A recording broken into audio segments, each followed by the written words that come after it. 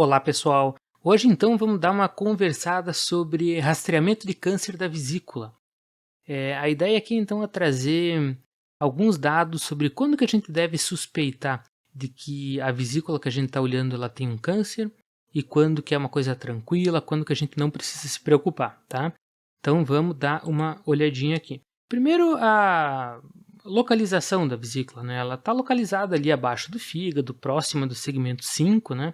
Hepático. Ela possui duas faces, né? Ela possui uma face hepática, né? Que é essa que mantém contato aqui com o órgão, né? Com o fígado. E ela tem uma face peritoneal, que é a única parte dela que é recoberta de peritônio, né? A parte que está em contato com o fígado não é recoberta por peritônio.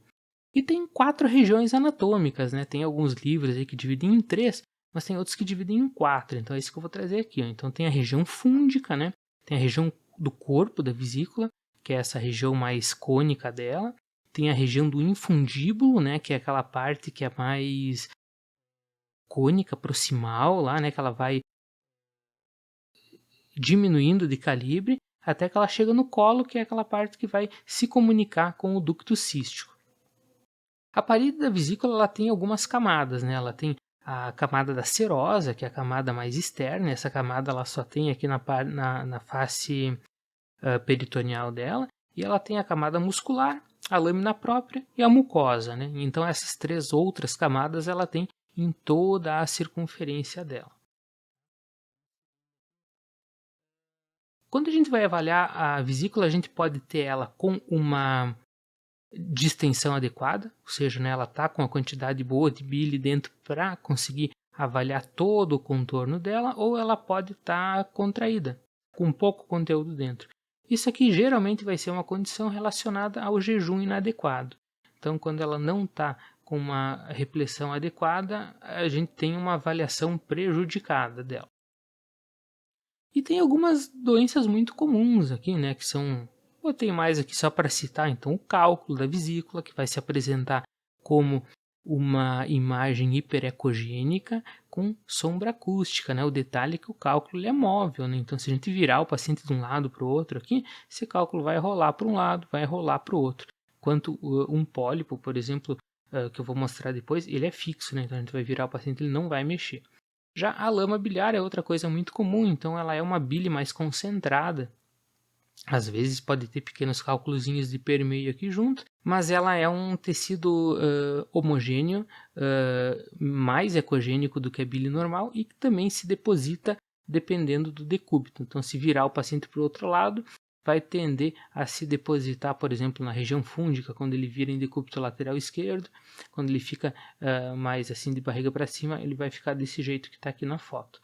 Às vezes a lama biliar ela pode assumir um aspecto mais nodular e ter esse aspecto tumefacto, né, um pseudotumoral, mas que também é bile. A gente vai ligar o Doppler ali e não vai ter nenhum fluxo no interior. A principal maneira de diferenciar então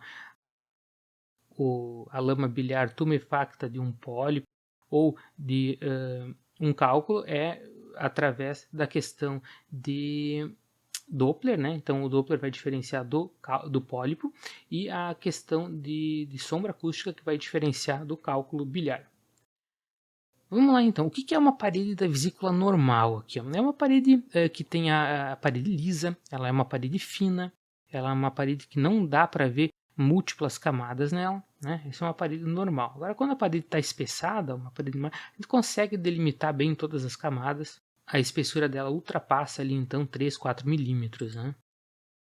A gente pode ter um espessamento que é de uma parte da parede e não de toda ela. Então, aqui é um exemplo, né, de uma doença que nós vamos falar depois, que é a adenomiomatose. E a adenomiomatose tem essa característica de espessar um pedaço da parede, ou toda a parede, dependendo do caso.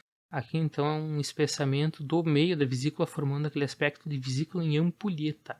Já aqui do lado nós temos um espessamento difuso, né, que aqui é uma outra patologia, né, uma vesícula que está espessada, só que um espessamento liso, né, um espessamento reacional por algum outro problema que esse paciente tem, não uma doença intrínseca da vesícula. A gente pode ter esse espessamento simétrico ou assimétrico. Simétrico é quando ele tem toda a parede é espessada de maneira uniforme, Agora, quando uma parte da parede está espessada com uma determinada grossura e em outros pontos ela está com outra espessura, né? Então ela vai ser um espessamento assimétrico. Então todas essas são características que a gente vai ter que avaliar. Uma outra característica importante é a transição com o fígado. A transição da parede, o limite, a borda, né, a margem da parede em relação ao fígado tem que ser nítida. Né? A gente tem que conseguir diferenciar onde termina a parede da vesícula e onde começa o fígado. Quando essa transição é indefinida, então também é um sinal aí que vai levantar a suspeita de que ele tem alguma coisa maligna naquela vesícula, né? Alterações intramurais, né? Algumas vezes dentro da parede da vesícula pode se acumular colesterol, podem se formar cistos, e essas alterações murais são características de algumas doenças. Quando a gente tem uma hiperecogenicidade no interior da parede sem um espessamento associado, isso pode estar relacionado à colesterolose, né, um depósito de colesterol na parede. Quando a gente tem essa ecogenicidade dentro de cistos na parede associada a um espessamento, isso geralmente está associado à adenomiomatose. Então aqui é um exemplo desses seios preenchidos por bile na parede da vesícula, uma parede espessada, que são os seios de Rokitansky-Aschoff. E aqui do lado, então, são esses pontos ecogênicos parietais, e que pode ser observado tanto numa fase inicial da adenomiomatose, como numa fase mais inicial da colesterolose. Então, vamos começar a classificar, né, e tentar dizer qual é o nosso risco de ter um tumor nessa vesícula. Existem alguns casos em que isso não é possível dizer. Então, quando tem muito gás próximo da vesícula por intestinal, esse gás, né? Então ele impede de a gente enxergar adequadamente a vesícula biliar, limitação técnica. Quando a gente tem gás na própria parede devido a uma colicistite enfisematosa, isso vai limitar a gente conseguir ver, então não dá para a gente excluir que ali atrás daquele gás que a gente não está vendo a parede tenha alguma lesão. Quando essa vesícula está muito cheia de pedras, então a gente vai conseguir ver um pedaço, vai conseguir ver a parede anterior dela e vai conseguir ver às vezes um pouquinho de bile e vai ver a ecogenicidade superior dos cálculos, e tudo para trás vai ser uma grande sombra posterior. Então a gente vai ver parede, eco e sombra. Esse é um padrão que também impossibilita a gente ver lesões eventuais na parede posterior. E quando também existe a calcificação da parede em si, não cálculos dentro, não gás dentro, mas a calcificação da própria parede, por exemplo, a vesícula em porcelana. Quando isso aqui acontecer, a gente não consegue identificar lesões dentro da vesícula, então todas essas situações vão ser classificadas como um GBRAD 0, né? É um indeterminado. Então a gente tem que fazer algum outro método em que o gás, a calcificação, o cálculo não atrapalhe, por exemplo, uma tomografia, uma ressonância, algum outro exame para identificar se existe alguma lesão ou não naquela parede da vesícula biliar. Tá? E tem o achado normal, né, que seria o GBRAD1, no qual a gente tem uma vesícula com distensão adequada, a gente está conseguindo enxergar tudo direitinho, a parede tem menos de 3 milímetros, nesses casos, então, o risco de malignidade é zero, né? Não tem, isso aqui é normal, tudo beleza, não tem risco nenhum. Aí o negócio começa a complicar um pouquinho. A gente tem casos em que a gente tem espessamento da parede da vesícula. Então, um espessamento, mas esse espessamento ele tem essa aparência lamelada. A gente consegue ver a mucosa, a gente consegue ver a camada muscular bem espessa, né? Todas as camadinhas aqui, a serosa na parte de baixo, né? Só que a mucosa é íntegra, não tem nenhuma área de interrupção, a muscular ela é toda homogênea. Então, esse aspecto aqui é uma lesão de baixo risco, a menos de 2% de malignidade. Quando a gente tem também espessamentos focais, então um espessamento localizado em uma parte da vesícula, e esse espessamento focal tem alterações murais, a gente vai considerar também uma lesão benigna. E quando a gente tem um espessamento difuso, né, de toda a vesícula, nesse caso pode ou não ter algumas alterações murais, né? Alterações murais, então, seria ou os cistos, aquele dentro da parede que eu falei antes, ou aqueles pontos ecogênicos com o artefato em cauda de cometa.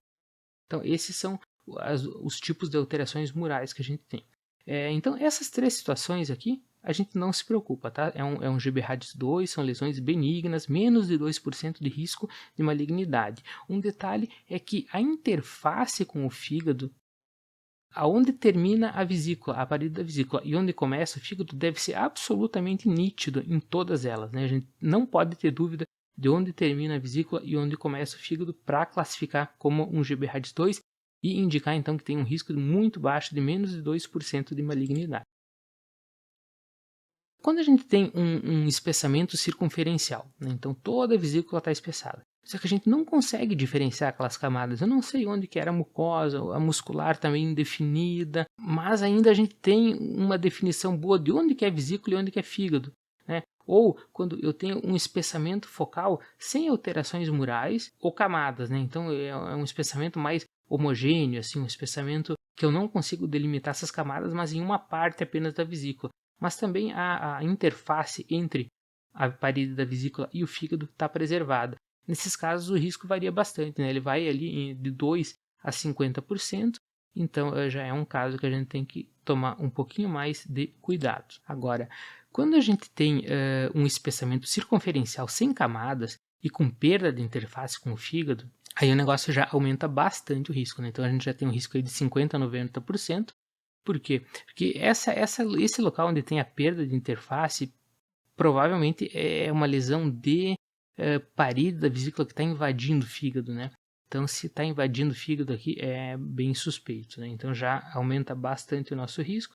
Então, aqui nós temos 2 exemplos onde essa interface entre parede da vesícula e o fígado está perdida, né? Indicando um aumento do risco. E o GBRAD 5, né? Que é aquele que tem o maior risco de todos, então mais de 90%, é meio que quando confirma, né? É a mesma coisa que o GBRADS 4, então tem um espessamento da parede, tem indefinição daquela transição com o fígado, mas já tem sinal definido de invasão de outros órgãos, né? Ou, por exemplo, uma massa hepática adjacente à lesão da parede da vesícula, indicando que já invadiu ali o parênquima hepático, ou envolvimento de via biliar com dilatação ou extensão para o sistema venoso portal. Né? Então, todos esses tipos de invasão biliar, invasão venosa, vascular ou uma lesão invadindo o fígado, então todos esses já são GBRAD 5, né? Indicam uma alta probabilidade de malignidade. E o pólipo, né? Então, às vezes a gente está fazendo exame lá e se depara com aquela lesão fixa, aderida na parede da vesícula, e é uma bolinha branca lá de menos de 1 centímetro, né? Então, qual é o risco dessa lesão? Vamos ver tudo isso, né? Bom, a primeira definição, né? O pólipo é uma lesão sólida, imóvel às mudanças de decúbito e sem sombra acústica. Ele vai se originar na mucosa e ele cresce para o interior da luz vesicular. Ele não pode corresponder a um cálculo, não pode corresponder a lama biliar tumefacta, dobra da parede, espessamento focal ou difuso da parede. Então exclui tudo aquilo lá que a gente viu antes, né? É uma bolinha na parede, tá? O que importa na avaliação de um pólipo? Por exemplo, se o paciente tem colangite esclerosante primária, isso aqui vai interferir bastante e a gente tem que usar um protocolo específico para essa doença. Então vamos, digamos, excluir esses pacientes com colangite esclerosante primária da nossa conversa aqui. Isso aí vai ter que ser usado um protocolo específico. Fatores geográficos, né? A gente sabe que pacientes com etnia indiana, né, o pessoal lá da Índia, tem um risco muito maior de ter câncer de vesícula. Fatores genéticos, né, aqueles pacientes que têm história familiar positiva, vários casos na família. O tamanho, né? O tamanho do pólipo é uma das características mais importantes. Pólipos maiores, de 1 centímetro, 1,5 centímetros, têm um risco muito maior do que os menores, ali menos de 1 centímetro, de ser um tumor de vesícula. O crescimento, né? Quando aquele pólipo a gente está acompanhando, ele cresce, né? Então ele vai mais de 4 milímetros em um ano. O formato dele, se é um formato sério, se é um formato pediculado, né, e o espessamento parietal adjacente ao pólipo. Então tem um pólipo e a parede da vesícula onde esse pólipo está grudado tem um tamanho normal, beleza, baixíssimo risco. Agora tem um pólipo e a parede está espessada, aí é o risco maior. Isso a gente vai ver daqui a pouquinho. Agora, coisas que não importam, né? A idade do paciente é irrelevante, a presença concomitante de cálculos não importa, fatores clínicos, o paciente fuma, o paciente tem diabetes, o paciente é obeso, também não importa. Vascularização ao Doppler, a ecogenicidade do pólipo é não importa também, né? Ele geralmente é hiperecogênico, mas se for diferente, isso não vai aumentar o risco.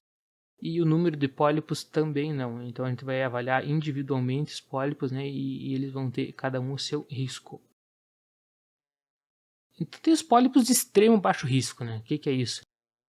É um risco que é extremamente baixo. A gente só vai considerar cirurgia nesses casos, caso eles sejam muito grandes, né? Caso eles sejam mais de 1,5 cm. Então tem dois tipos aí que nós vamos considerar pólipos de extremo baixo risco, que é o pólipo pediculado, no qual o pedículo é tão fino que a gente nem consegue ver ele, né? Ele tem esse aspecto de bola na parede, né? Então ele é uma bolinha e a gente nem enxerga o pedículo porque ele é fininho e está grudado na parede ali. Ou o pólipo com o pedículo fino, no qual a gente enxerga um pedículo bem pequenininho ali e também tem esse formato redondinho ali, tá? Então esses são os pólipos de extremo baixo risco. Pólipos desse aspecto, com menos de 9 milímetros, não precisa fazer nada, esquece que ele existe. E se o paciente precisar eventualmente um exame por um outro motivo, a gente vai reavaliar ele, senão não é necessário.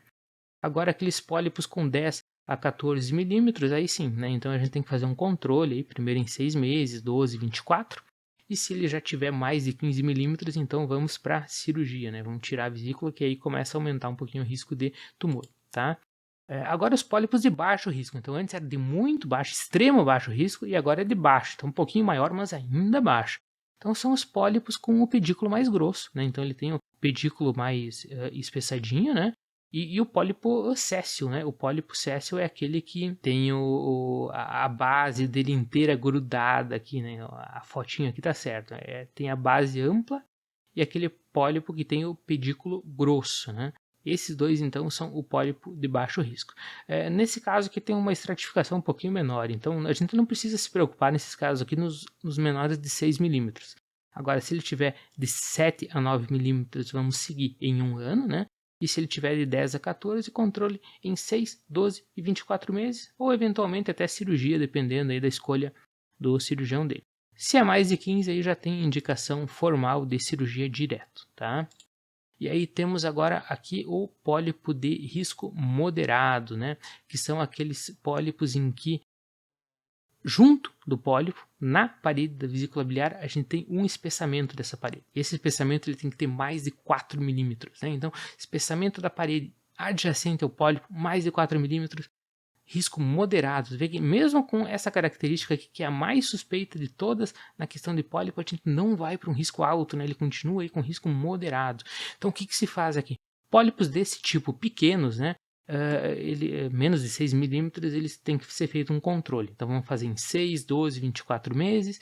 E pólipos maiores desse tipo aqui, né, com 7 milímetros, aí já tem indicação formal de cirurgia também. Todos esses dados aqui dos pólipos eu tirei do consenso europeu de pólipos da vesícula. Então é assim que a gente avalia, né?